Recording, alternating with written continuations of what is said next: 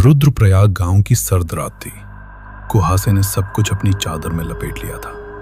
माधव नगर मोहल्ले में रघुनंदन दादाजी अपने छोटे से घर के बरामदे में बैठे थे। दादाजी एक समय इस पूरे क्षेत्र के सबसे बड़े गुनीन हुआ करते थे, लेकिन अब बुढ़ापे और थकान ने उन्हें इस कदर घेर लिया था कि वो बस अपनी हुक्के पर कश खींचते हुए खें खें करके खांसे चले जा रहे थे।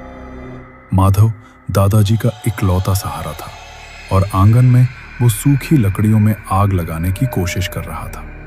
दादाजी, यहाँ आइए, आग जल गई है, अब इसका ताप लीजिए। इस कड़कड़ाती ठंड में अगर आग का ताप ले लेंगे ना, तो शरीर की सारी जकड़न और ये बुखार जैसा एहसास छू मंतर हो जाएगा।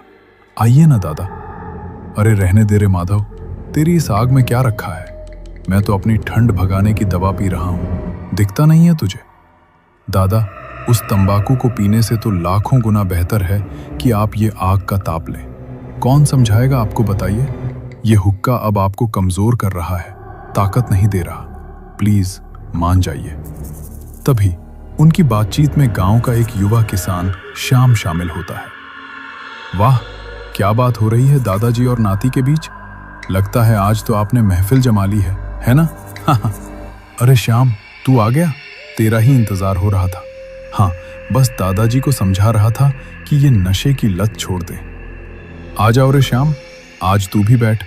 इस नासमझ को समझा कि उम्र के इस पड़ाव पर दवा और हुक्के का साथ ही सच्चा होता है। हाँ। श्याम आग के पास बैठ जाता है। वो चारों ओर देखकर पूछता है, माधव, तुम आज अकेले क्यों आए? नरेश कहाँ है? आज वो नहीं आया?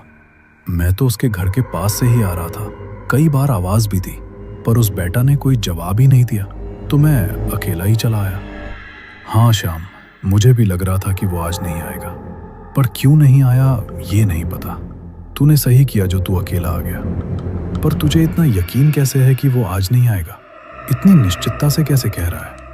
निश्चित तो नहीं हूं यार, पर आज दोपहर को मैंने उसे चौराहे पर शैलेश के साथ देखा था। दोनों शाम को कहीं जाने की बात कर रहे थे। मुझे अस्पष्ट सुनाई दिया था, इसलिए मैं पूरी तरह से निश्चित नहीं हूं। किसकी बात हो रही है? और किसकी बात होगी? नरेश की। लड़का बुरी संगत में पड़ गया है लगता है। जब से उस शैलेश से मिला है, बदला बदला सा रहता है। ओहो, अब क्या होगा दादाजी?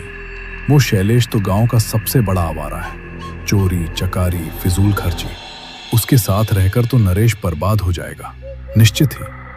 हाँ श्याम, मुझे भी यही चिंता सता रही है। बेचारा अनाथ लड़का, बचपन में ही माँ बाप चल बसे। उसे तो हमें संभालना चाहिए था, पर अब वो उच्छृंखल राह पर चल पड़ा है। बेटा शैलेश जैसा टूट बास्तु लड़का, जिसका खुद का कोई ठिकाना नहीं, वो किसी को अच्छी राह पर नहीं ले जा सकता। कल तुम दोनों अगर नरेश से मिलो तो उसे कहना कि मुझसे आकर एक बार जरूर मिले, मेरा बुलावा है। कह तो दूंगा दादाजी, पर मुझे नहीं लगता कि कोई फायदा होगा। आज जब मैं उसके घर के पास से आ रहा था तो उसने मुझे जानबूझकर अनदेखा किया, आंखें चुराकर निकल गया। क्या पता उस शैलेश ने उसके दिमाग में क्या भर दिया है। अरे छोड़ो यार, जो जैसा कर रहा है उसे करने दो। हम कब तक सबका ठेका लेते रहेंगे? छोड़ो, ये सब देखकर क्या होगा। ये कहकर भी माधव शांत नहीं होता। दादाजी सिर्फ एक टक हुक्का खींचते हैं और बीच बीच में कुछ सोचकर हवा में देखते रहते हैं। उनके माथे पर अदृश्य चिंता की लकीरें गहरी हो रही थीं। अगले दिन कुहासा छट चुका था। माधव अपने कंधे पर कुदाल रखकर खेत की तरफ निकल पड़ा। काफी देर तक खेत में मेहनत करने के बाद माधव थक गया। बहुत मिट्टी खोद ली है, थोड़ी देर और कुदाल चलाकर घर चलता हूँ। बहुत जोरों की भूख लग रही है, खाना भी साथ नहीं लाया। उफ। तभी शाम खेत की मेड़ पर आता है। ओह, क्या माधव, तू अभी भी काम कर रहा है? मैं तो सोचा तू कब का घर चला गया होगा। अरे थोड़ी सी मिट्टी और बच गई है, वो करके जाता हूँ। तुम इतनी देर से क्यों आए? क्या बात है? क्या बताऊं यार, मैं तो कोहरा छटते ही निकल गया था, पर रास्ते में चौराहे पर नरेश और शैलेश से मुलाकात हो गई, समझा? उन्हीं के चक्कर में देर हो गई। क्या कह रहा है? ये तो बड़ा अजीब है। क्या हुआ वहां? अरे मैंने देखा, वो शैलेश काले रंग का लंबा वस्त्र पहने हुए अजीब तरह से बैठा हुआ था और नरेश बिल्कुल उसके चेले की तरह उसके बगल में शांत खड़ा था। उन्हीं का माजरा समझने में देर लग गई। क्या कह रहा है? मुझे तो रास्ते में वे कहीं नहीं दिखे। क्या तुमने उस रास्ते से नहीं आया? नहीं यार, मैं तो उस उल्टे रास्ते से आया जो बड़े बरगद के पेड़ के नीचे से जाता है। घर लौटते समय चौराहे से ही जाना। अगर वे वहीं हैं तो पागलों की करतूत देख कर आना। कोई बुरी आत्मा बैठी है उनके सिर पर। ठीक है रे, मुझे बहुत काम है खेत में, मैं चलता हूं। ठीक है, तुम जाओ। माधव कुछ देर और काम करता है, फिर गुस्से और उत्सुकता के साथ घर की ओर निकलता है। उसने फैसला किया कि वो चौराहे से ही जाएगा। माधव जब चौराहे पर पहुंचा तो दृश्य देखकर स्तब्ध रह गया। शैलेश काले वस्त्र में सनकी लग रहा था और नरेश ठीक उसके पास बिना किसी भाव के एक देह रक्षक की तरह खड़ा था। ए नरेश, यहां क्या कर रहा है तू? तेरा खेत का काम बाकी पड़ा है और तू यहां खड़ा होकर इस शैलेश आवारा के साथ आवारागर्दी कर रहा है।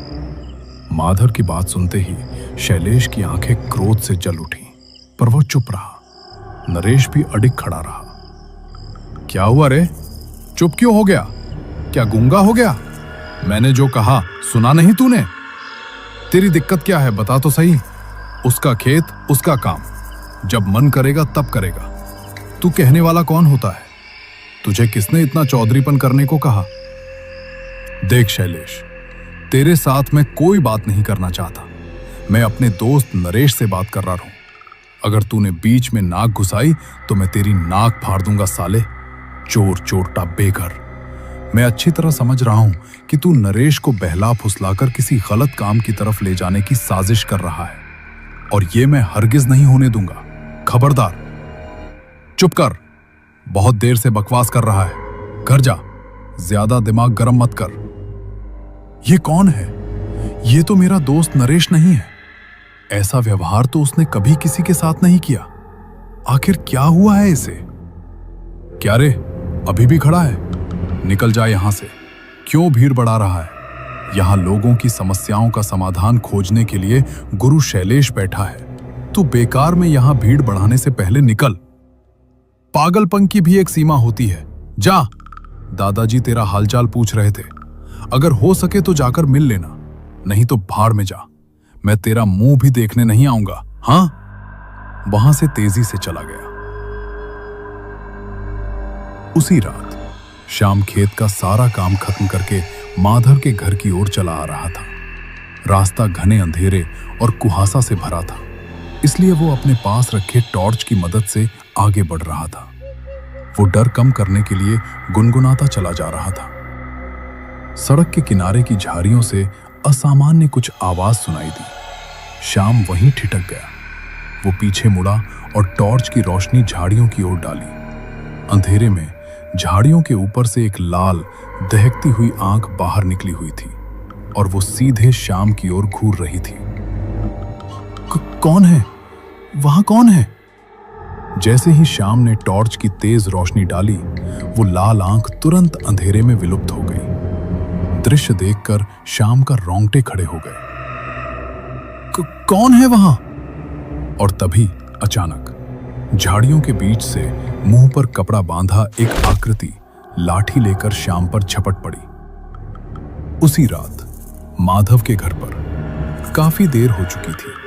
माधव खाना बना रहा था और दादाजी रोज की तरह हुक्का खींच रहे थे। माधव दादाजी के पास आकर बैठ जाता है। खेत का काम कितना हुआ रे नाती? मुझे भी हाथ लगाना पड़ेगा क्या? नहीं नहीं, मैं अकेला कर लूंगा दादाजी। अगर जरूरत पड़ी तो शाम को भी बुला लूंगा।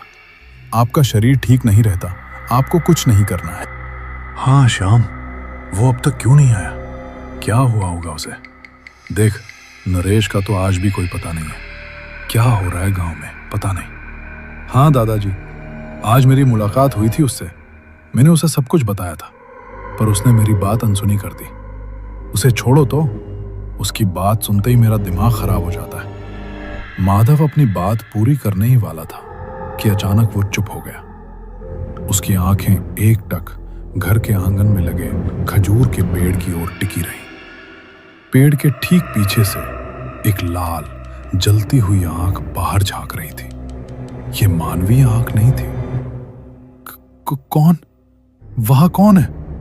वो किसे घूर रही है? शाम तो नहीं है? दादा, मत देख, उधर मत देख, आंखें बंद कर ले फौरन, जल्दी। माधव दादाजी की आवाज सुनकर तुरंत आंखें बंद कर लेता है। हाँ, मैं शाम से ही किसी अशुभ उपस्थिति का संकेत महसूस कर रहा था। मेरी दाहिनी आंख शाम से ही फड़क रही थी। यह किसी आसन्न खतरे का संकेत था, पर यह इतना जल्दी दिखाई दे जाएगा, यह मैंने नहीं सोचा था। कौन सा आसन्न खतरा दादाजी? मुझे तो कुछ समझ नहीं आ रहा। और वो जलती हुई आंख किसकी थी? मत जानो, जो समझा वो बहुत अच्छा नहीं है। बेटा, अब मैं कितने दिन और जीऊंगा? अगर तुझे कुछ हो गया तो ऐसे क्यों कह रहे हैं दादाजी? आपको कुछ नहीं होगा इतनी जल्दी। आप तो बड़े बड़े गुणीन हुआ करते थे। आपकी ताकत के सामने कोई टिक नहीं सकता। वो ताकत तो अब कम हो गई रे बेटा, बुढ़ापा आ गया है। समय के साथ विद्या भी दूर चली जाती है। अब मेरे पास सिर्फ अच्छे बुरे की पहचान भर बची है। पर दादाजी, आप तो इस गांव के सबसे मशहूर गुनीन थे। फिर ऐसा क्या हुआ कि आपको गुनीनगिरी छोड़नी पड़ी? गुनाईगिरी खुद से छोड़ी नहीं जाती रे बेटा। समय के साथ जो विद्या आयत की जाती है वो खुद ही नियंत्रण से बाहर चली जाती है। मैंने हमेशा लोगों की मदद करने की कोशिश की, लेकिन एक घटना के बाद मेरी गुनीन विद्या धीरे धीरे मेरे नियंत्रण से बाहर जाने लगी। वो घटना क्या थी दादाजी? बताइए ना। ना रे, आज रहने दे, फिर किसी दिन बताऊंगा। अतीत की उन बातों को याद करके आज भी रोंगटे खड़े हो जाते हैं मेरे। ओह, कितना भयानक था वो सब। कितना दुख और कष्ट झेला था मेरे सबसे अपने इंसान ने, जिसे फिर किसी दिन बताऊंगा। आज उन बातों पर चर्चा करना ठीक नहीं होगा। माधव चुपचाप दादाजी की ओर देखता रहा। उसने हल्के से सिर हिलाकर सहमति दी। दादाजी बांस की खूंटी पर सहारा लेकर बैठ गए और अनमने हो गए। माधव ने ध्यान दिया कि दादाजी की आंखों में आंसू थे। किसी पुरानी खींची हुई पीड़ा को याद करके उनके दादाजी अभी भी तड़प